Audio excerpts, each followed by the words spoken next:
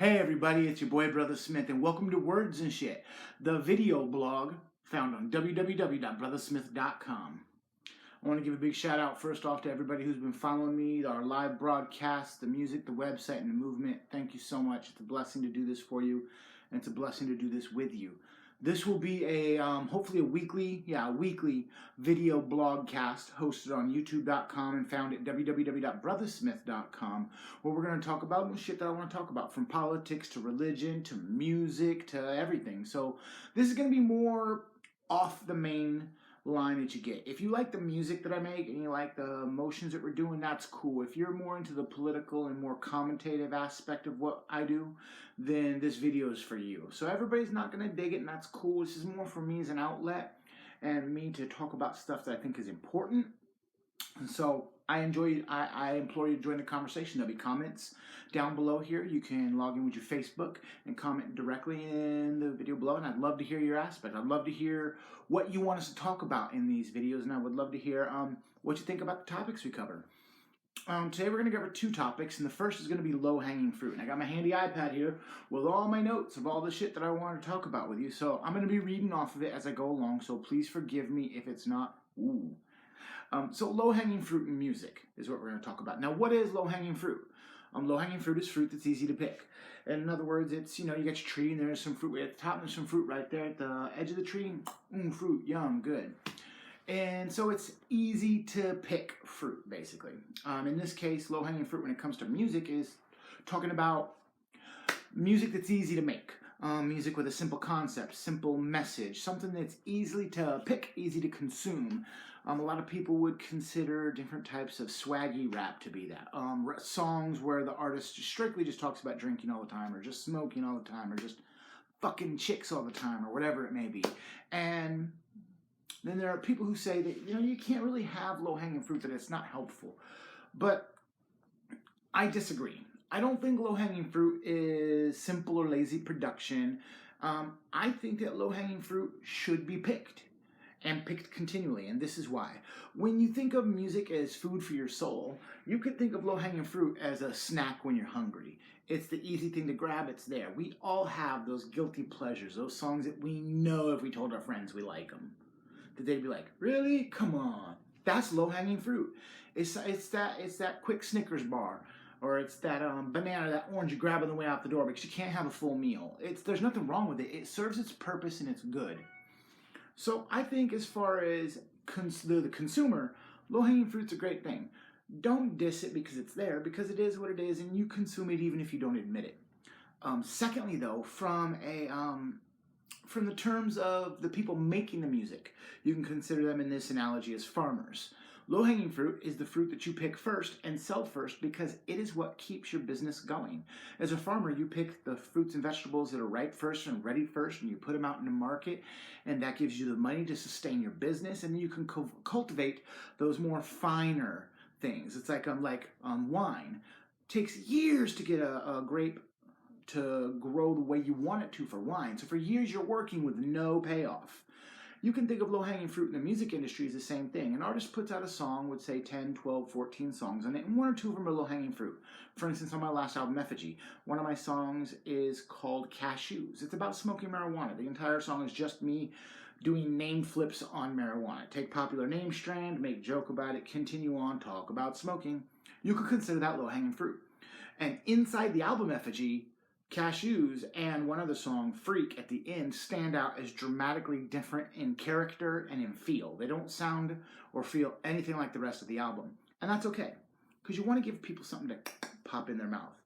So I think both low-hanging fruit, the kind of music that's easy to consume, that a lot of people would dismiss as, lazy or whatnot, is necessary in culture and in art because it gives you something keep you going. It's that fun party music. It's that I just want to relax and not think, but I still want to enjoy something music. It's necessary for the soul, for the heart, and for the person making music. It's also necessary because it gives them income while they work on something maybe bigger or better. I want to know how you feel about low-hanging fruit. Do you think it's bad? Do you think it's good? Do you think low-hanging fruit should be shunned? Ooh, evil low-hanging fruit. Do you think low-hanging fruit is the best music and anything that's too intellectual or deep is not cool or is square or whatever? Tell me in the comments below. I'd really love to know.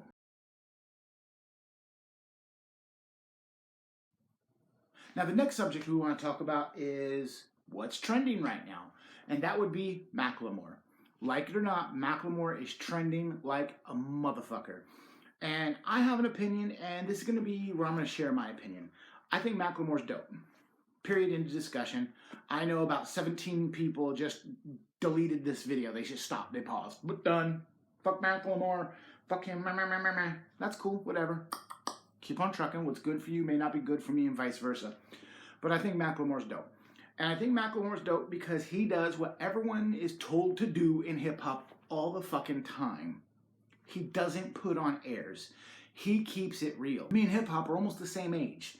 So I remember when keeping it real literally just meant that, telling your truth, and whatever that truth may be. So Macklemore comes into the space of music and he talks about his truth, his story, his message. And admittedly, it's a whitewashed version of hip hop. Absolutely.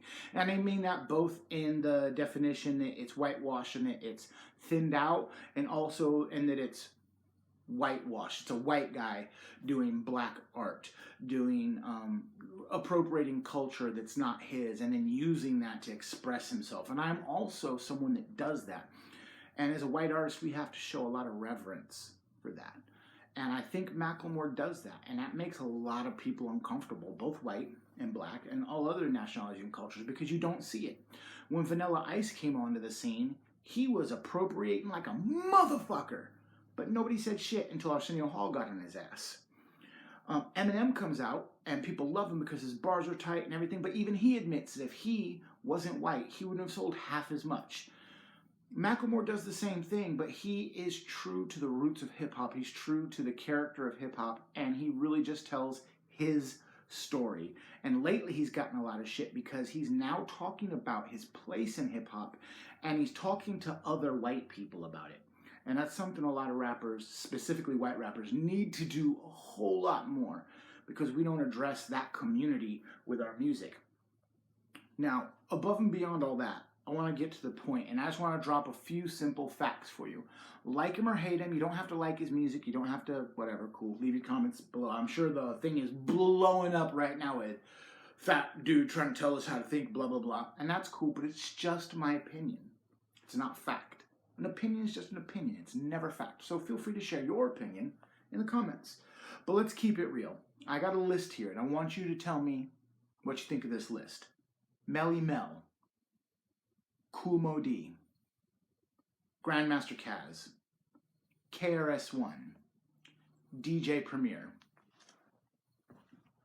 Think about those names for a minute. Pause the video if you don't know what I just said. Google search those names. Are you done? Name one rapper that could have all of those artists on the same album. Get props and cosigns from those artists on the same album. And then be told he's whack and doesn't have respect for the culture. I'll wait. Anyone got some tea? The truth is, Macklemore's not for everybody. And that's cool. A lot of people don't like what he does, and I can understand that. Some of the songs he puts out, I don't even care for. But the reality is that Macklemore's dope. He tells his truth, and he speaks it from the heart, and he's honest about his white privilege. He's honest about where he comes from in hip-hop, and he's honest about what he needs to do. And he is a man who is so honest that that honesty has put him in opposition with people that should love him, that should respect what he's doing.